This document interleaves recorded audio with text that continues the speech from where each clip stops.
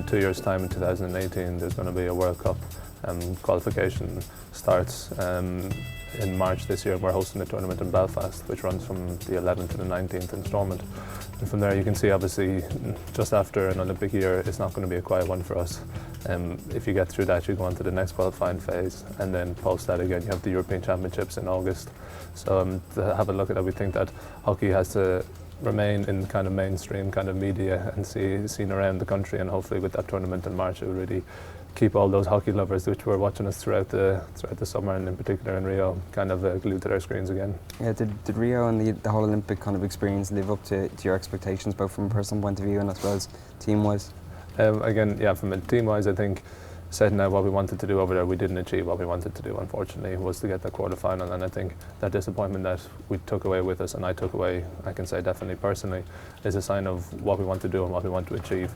I suppose every cloud has a silver lining, and after that, after the Rio event finished, we've found out that we actually made top 10 in the world for the first time, and we're sitting currently in the 10th position of world rankings. So of course we have to try keep going, pushing higher and higher, and achieve further things down the line. And I suppose the main conundrum is, and you touched on it before, keeping Irish hockey in the mainstream in between kind of Olympics and during Olympic cycles. I mean, have you noticed a change in attitude, a change in coverage, towards Irish hockey since you got back from Rio in the Olympics? Yeah, most definitely. I think the fact that it was all over the TV, newspapers, RT were sending out the games live. You have people coming up to me in my hometown of Kinsale being like, talking to me about it, and they said they would have never seen it before. They were just fascinated by it, and I think that goes for lads throughout the country, in Belfast, Dublin, and scattered elsewhere as well.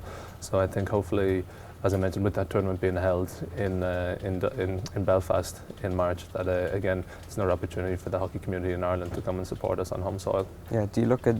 I suppose it's not your, as a player, it's not hugely your self-focused, but do you kind of look at the cricket team and what they've kind of done, and what Cricket Ireland did after 2007 in the World Cup there, and kind of look and mirror what they tried to do and what they achieved?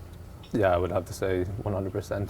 The way you look at it, there's a close link between obviously the cricket community and the hockey community. When you see the amount of players that would have played, obviously both hockey and cricket, and for myself, when I played in Pembroke Wanderers here in Dublin for 4 years, come up against the O'Brien brothers for Railway Union, and you see it on the women's side of things with the Joyces, of course. And I think what they've done for a minority sport, of course, in this country, and to see how far they've come with it, then it's hopefully that's something that we can replicate as Hockey Ireland as well. Would you expect, I mean, when you are playing internationally, club hockey, that the attitude, I mean, from other countries and other nationalities has kind of changed towards Irish hockey now that you've seen what Ireland did in Rio and what they can do at the highest level?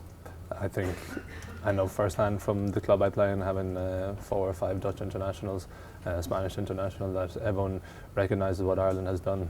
I think when I look back in my first cap back in 2006, 10 years ago, which is scary enough, that we were sitting, I think, around 20th or 21st in the world.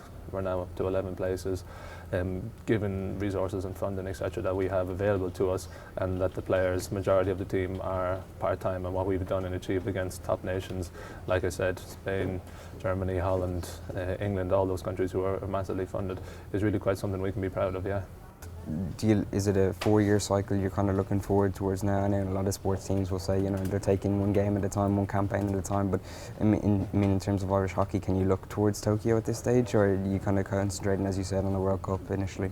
The bigger picture was definitely 2020 in Tokyo. I think having tasted an Olympics for the first time as Hockey Ireland, every single person who was involved, not only the players, supporters, staff, etc., all want to be back in the Olympics again. And I know that will obviously be the first prize, but I think with hockey you have to break it up into perhaps 2-year cycles. The fact in 2018 you have the World Cup qualifier, and before that 2017 the important qualifiers to get there, and as I mentioned before, the European Championships that are held in Amsterdam. So it's hard to look too far ahead when there's so much going on and so many important tournaments close in 2017 and 2018.